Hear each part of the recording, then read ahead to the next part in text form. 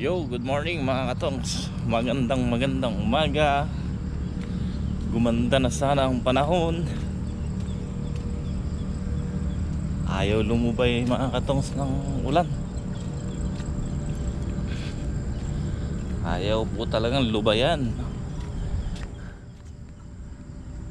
ng habagat ang Luzon. Hindi lang naman Luzon yung tinitira din ng habagat, buong Pilipinas. Kahapon maulan pa rin. Ngayon sumisikat si Haring Araw. Yung kalahati sumisikat, yung kalahati nangingitim dun. Tabi po tayo.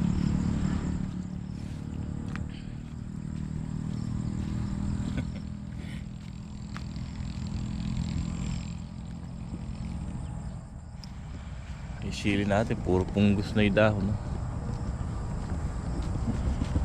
Nagpukan tayo ng ano dito, ng naipaghabulan tayo sa ulan, naipagtaguan pala. Ay, ano tawag doon? Yung pagka nakita kong walang kwan, medyo lumiliwanag, nag-i-spray kami. Hindi pa naman nakakalipas yung, sabihin natin 30 minutes, inuulan naman. Kaya hindi umaapekto yung gamot. Tulad po dito sa Ampalaya, nag-spray kami kagabi. Gabi na po yun kasi nung hapon umuulan pa. No choice na ako at kailangan na namin isprayan to ng fungicide. Ayan nga po yung pinagbasyuhan pa namin. Ayan, 3 Cabrio Top ang inubos ko rito. Ang problema, saktong nangyari kami at saka bumuhos yung ulan.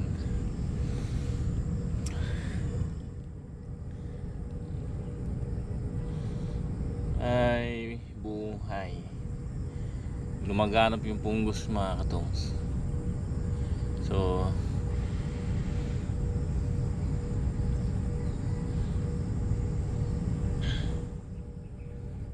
tapos ayun, mas ano na, sinugal ko na po ito. Kaya nung una nakita nyo po, sinabugan ko ng pataba. Sabog tayo ng pataba. Ang sinabog ko doon, ano lang, sa bunga, tapos calcium, winner at saka calcium. Kasi nga ang daming bunga. Yung bunga niya kasi hindi normal, kumbaga kulang nga sa pataba. Kaya ang ginawa ko, sinabugan ko na, sinugalan ko na kahit na umuulan. Ganun din kung hindi natin sasabugan, ala tayo ma-harvest. Ngayon kung sinabugan natin, sabi nga ng iba, mamamatay daw pagka, lalo daw masasaktan pagka pinatabaan. So sinugalan ko yun. Kaya tayo nakaka-harvest. Nakita nyo po yung huling harvest natin, ang ganda ng gumanda yung bunga, tapos yung lumalaki, tapos gumanda talaga ako ng bunga niya. So sa makalawa siguro harvest na uli kami. Tapos ayan, ang ginawa ko kahapon, kung umuulan, sinabugan ko uli ng kwan lang naman, kumbaga konti lang, para magtuloy-tuloy lang ako ng pataba. Ayan po, ayan o. Puro kwan lang naman sinasabog natin dito, winner, at saka hinahaluan lang natin ng calcium. Yun po kasi importante. Tapos sa susunod, yun, kaya tayo maghahalo ng Unique 16. So yan, bumalik naman sa normal yung talbos nila, gumanda na. Ayan po yung mga bunga. Yun nga lang, talagang pilit natin kinokontrol itong punggos. Pero nag-spray nga tayo kagabi, kaya lang medyo mahina lang naman yung ulan. Sana tumalab naman kahit pa paano. So susundan na lang uli natin bukas yan ng maga, spray.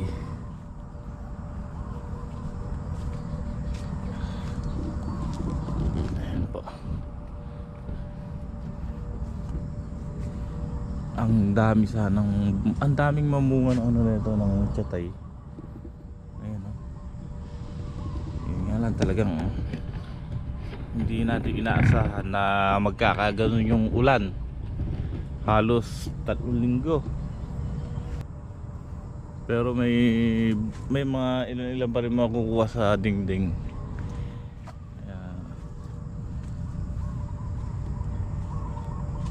Yan ang sinugalan ko mga katongs. Yan o. Kaya sinabugan ko ng pataba. So okay naman. Ayan, ang daming maliliit. Ayan o. Sunod-sunod. Ang gandang mamunga ng tiyaray na ito. Marami. Ayan o. Yan po. Yan ang inaalaga natin. Yan.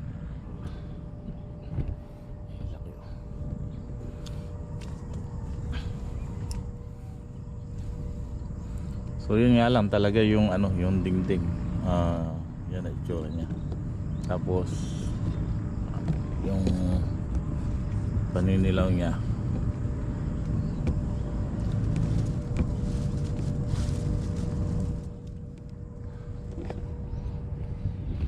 Sa makalawa tayo harvest dito. Palalakihin natin ng konti.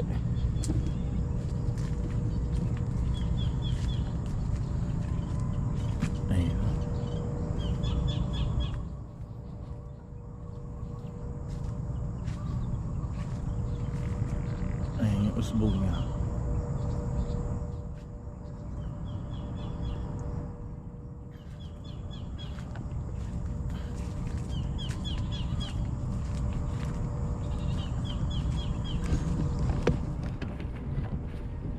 Kapal mamunga nung nito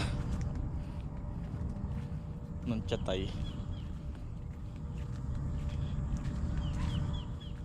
Kung hindi nabiti sa pataba nung una to, talagang dire-diretso yung magandang bunga. Aso nga kung hindi ko pa sinugalan, ala baka kahit na pangit na bunga wala tayong ma-harvest. So ngayon ayan, kahit pa paano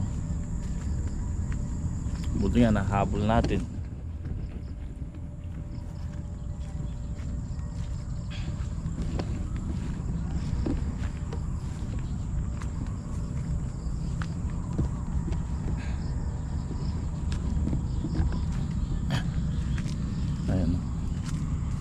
Ganon din dito sa kabila mga to, sa mga ladlaran. Isang side lang talaga pinuntahan nung talbos. Yung puro pa ganon. Kaya dito sa kabila nandun yung mga talbos. Madalang lang yung sumuba rito. Yung kamatis natin nalusaw.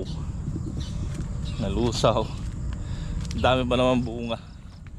Pati bunga nalusaw.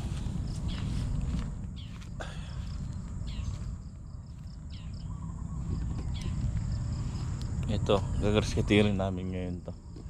Andito nga po sila kuya ngayon. Bali, kahapon pa sila pinapunta. Kahapon wala tayong vlog eh. Ang pinagagawa ko kila kuya ngayon ay kahapon ang ginawa nila, ginascatter nila yung tataniman ng sili doon. Andito na, dumating na nga po yung natin yung punla na panigang 207 din. So pagdating nila, ginascatter nila, nayari nila. So ngayon isprayan ko lang ng ng pang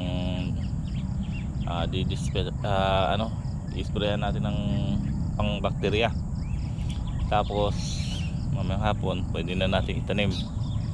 Tapos ngayon ang ginagawa nila kuya, sabi ko bawasan, damuhan yung puno ng talong tapos bawasan ng dahon. So yun. Si kuya kasi talagang tutok sa trabaho yan. Pagka lalo yung mahahatak yung mga kasama, ay pinapasok ko rin si Joey, tapos si Lolo Boy at saka si Bato. Lima sila doon ngayon. Si Bentong kasama ni kuya. So ako, patatagtagin ko lang ng konti hamog doon sa sili. Mag-spray ako ng fungicide. Ayan.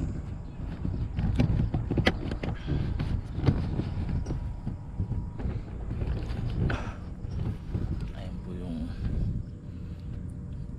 pataba. Sabog talaga natin yan.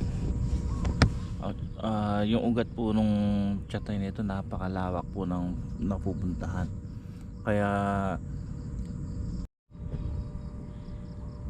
yun nga po, sa nagtatanong bakit daw hindi kami gumawa ng panghakot ng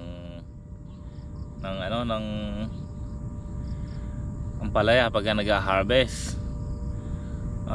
Sa totoo po niyan, yung ampalaya kasi natin nandito sa dulo, tapos yung pagtitinor natin nandun sa kubo. Sabi ng mga bata kasi sila, si Bato at saka si mas maginhawa sila pagka i-rerekta nila ng sako at saka isasakay sa kolong-kolong. Pagka kasi mga katongs na gumawa tayo pang hakot, tapos i-rediretso nila doon sa kubo, malayo. Ngayon kung hahakutin nila, ilalagay nila sa panghakot, tapos isasalin nila sa kolong-kolong, matrabaho. Kaya sabi nila, isasako nila para sa gano'n, pagka nilagay sa kolong-kolong, isang buhat na lang, hindi na yung isa-isahin pa, di ba? Kaya doon sila naginhawa, hindi na kami gumawa ng panghakot.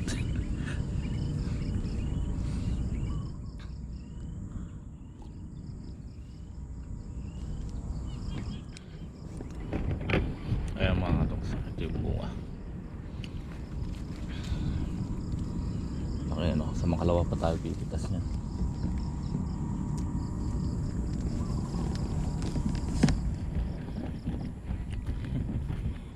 So puro ganyan, puro ganito yung ng ampalaya natin. Bala ko na nga palinis tong gitna kasi para mapahinga. Kaya lang sayang naman din, may mga malilit na kamatis pa, baka sakali lumaki at mahinog, tumataas yung kamatis. Pailan-ilan na lang to yung mga nabuhay. Ayan kamukha nito.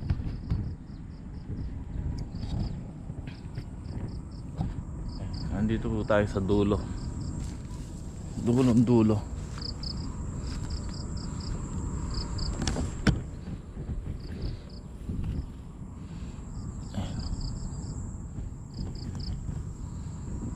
Papansin nyo mga itong, ayan, gumanda yung yung usbong na niya.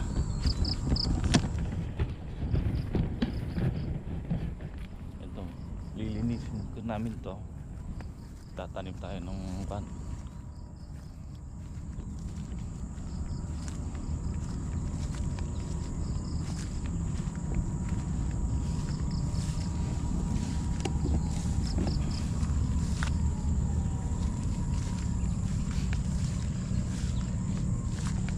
Tamnan natin ng sili.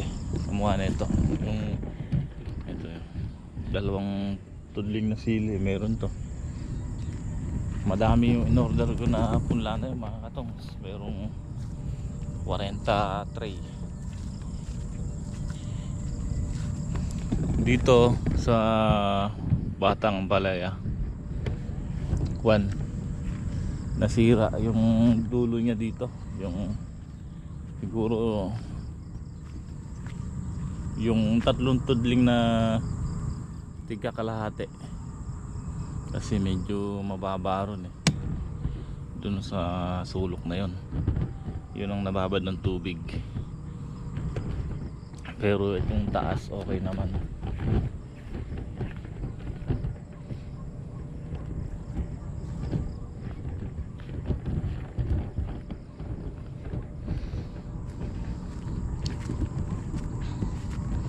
Dito hindi pa nagbubuga ng kanto ng bunga.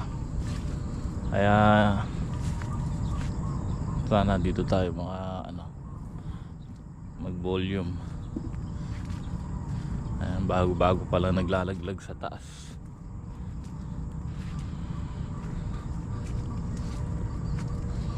Ayan, maganda. Kaya madalang yung bunga rito. Ito yung wala pang ganong mapipitas sa susunod. Ayan yung punggos. Sana naman makontrol natin. Talagang kagabi pinanay namin yung kabilaan. Nakadalawang drum kami. So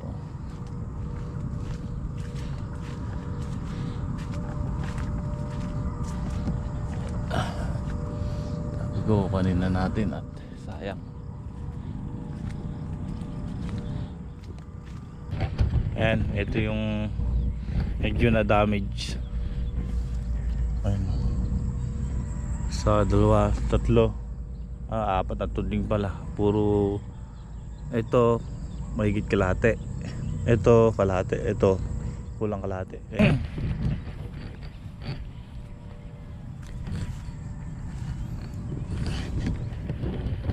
Lupa kasi may mababa na lugar, pero mataas tong namin, itong pwesto.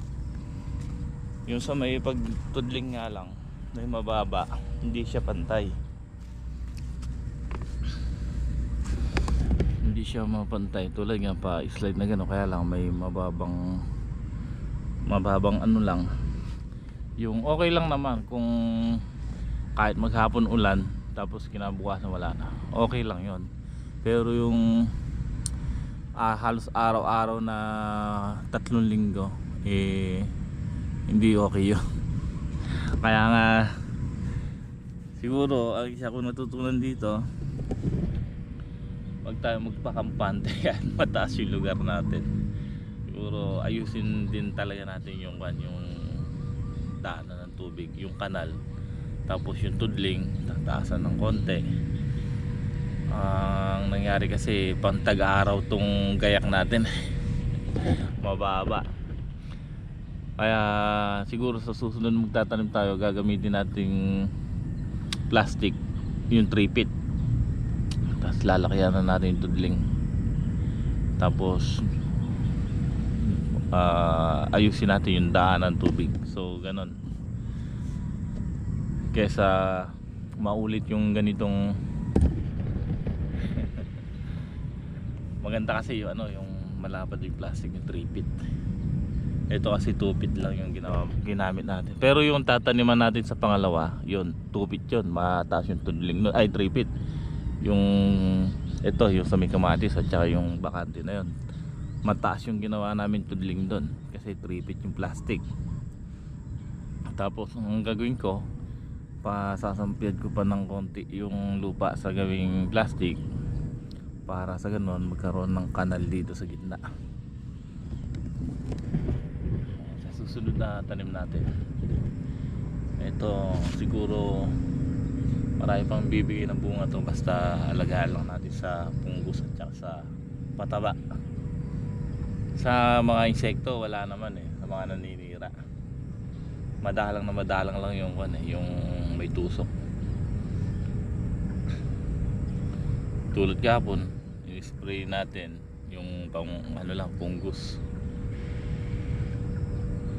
Pagka nag-i-spray ako ng foliar, doon lang natin haluan ng pansekto. Pinupuro ko kasi yung fungicide na i-spray ko. So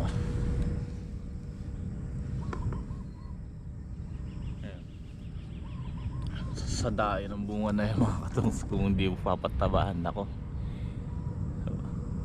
ba mapunta na sa reject yung bunga niyan. Hindi kahit sa segunda man lang, hindi reject ang uuwian ng bunga niyan kung hindi natin sinusubukan ng pataba.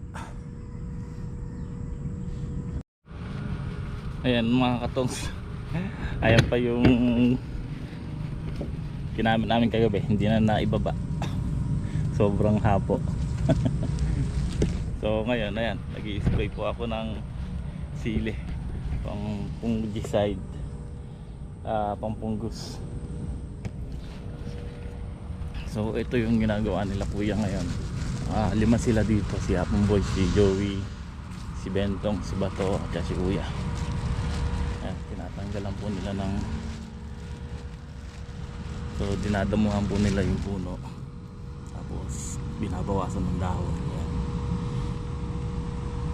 Ang gandang tignan pagka na bawasan ng dahon, no?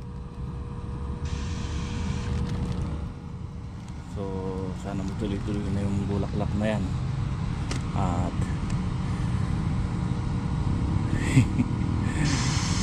tagal ng buwan, kailangan makaharvest na tayo dito.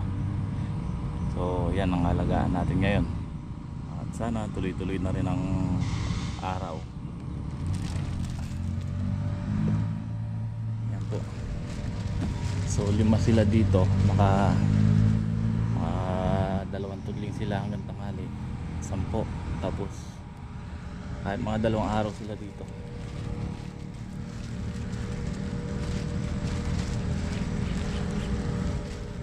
Bobombahin ko na lang yung yan, yung gitna.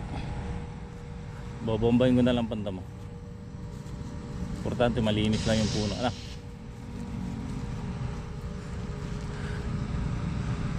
Yun na.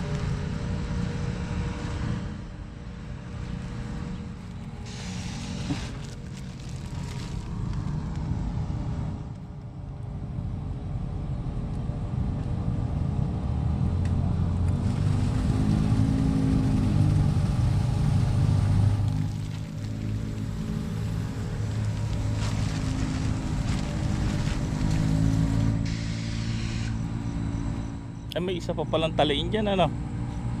Ayan. Wala pang tulos, ano? Ito na lang. Pero may mga tulos na lahat yan. Lahat may tali na rin. Ito na lang pala. Isang dulong tudling. Ay, tatanghalin ako. Isang karga na lang to. Naka 2 karga na ako. 3 karga lang tayo dito sa sili. Yun na lang yung kabiyak.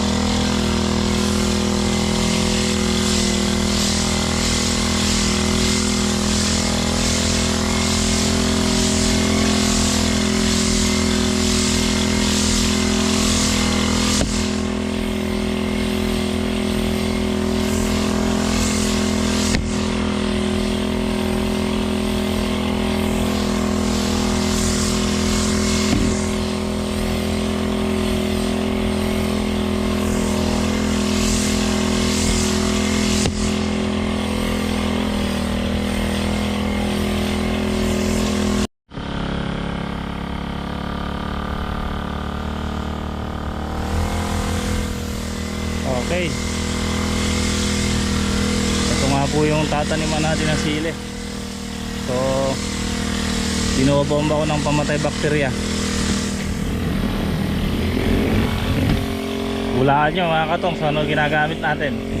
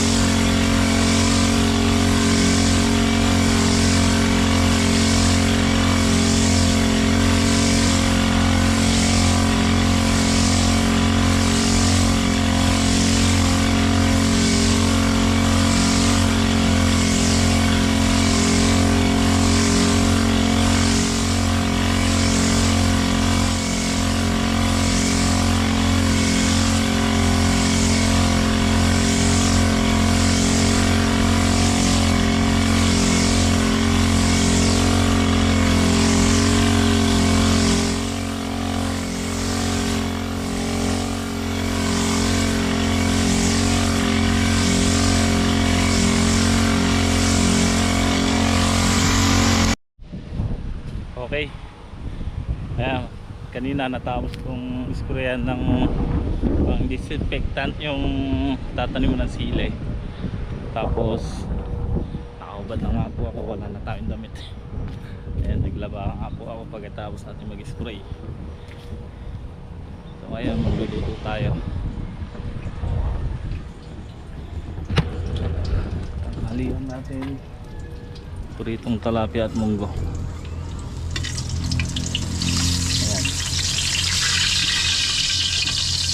Dito ko na lang gigit yung munggo.